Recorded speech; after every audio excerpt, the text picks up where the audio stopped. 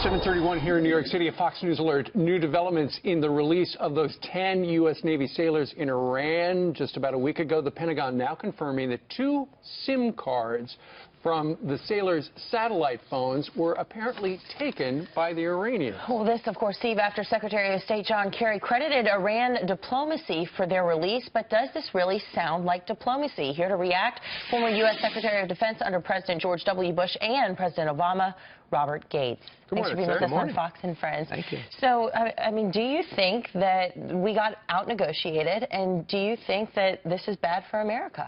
Are you talking about the sailors, the arrangement with the sailors? The Iranian deal, or the sanctions. The nuclear deal, the whole thing?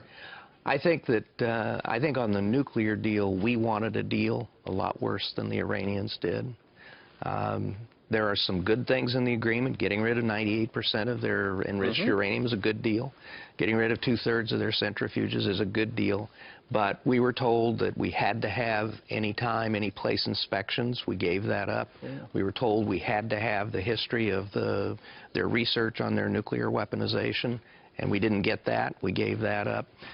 So I think that, and the piece of it, though, that troubles me the most is that the deal by itself communicates a desire to, on our part, to have a relationship with Iran that I think is not reciprocated by the Iranians. And I think that the president should have simultaneously announced a very robust, aggressive strategy on how we are going to contain Iran's misbehavior in the region, that with the money they're going to get from the sanctions, some of that, billions of dollars, are going to go into meddling and to interference and terrorism. And so we should have had a strategy announced alongside it of how we're going to work with our allies and friends in the region, how we're going to increase our military presence.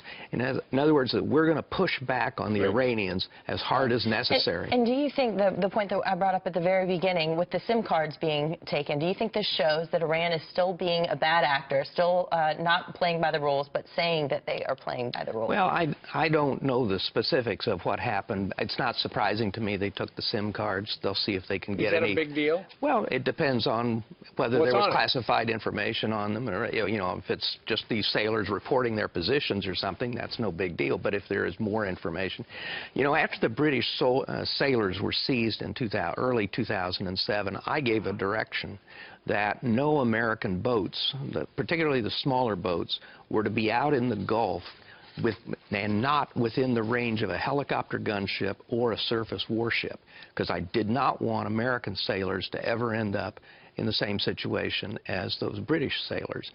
Whether that order has been sustained or not, I don't know, but it was pretty embarrassing seeing those sailors on their knees. Why a week later? Why a week later? We still don't have the details yet, nor does the House Armed Services Committee or the Senate Armed Services.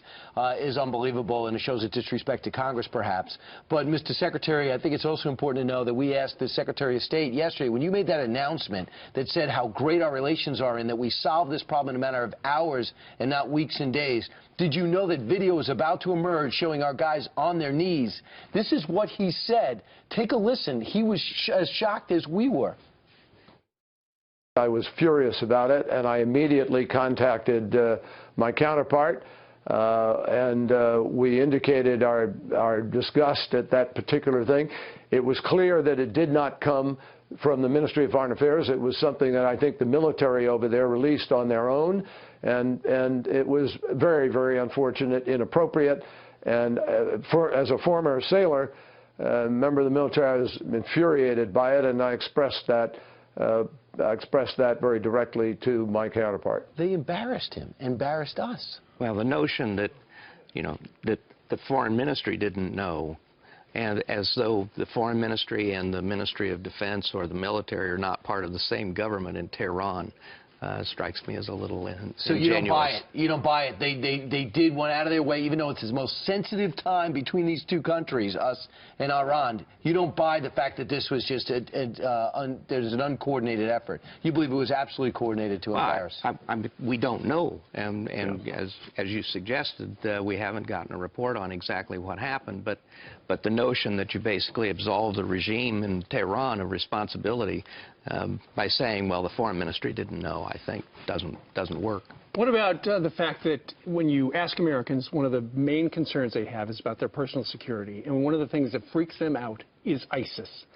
And as you look at this administration's reaction to ISIS, you know, we heard from the president in his State of the Union address a couple of days ago. It's not going to kill us off as a country. Don't worry about that. But they are still out to kill us. Well, and then, but the other side of that is then that he will say that it's critically important to degrade and destroy ISIS because it's a threat. You can't have it both ways. And, he wants to.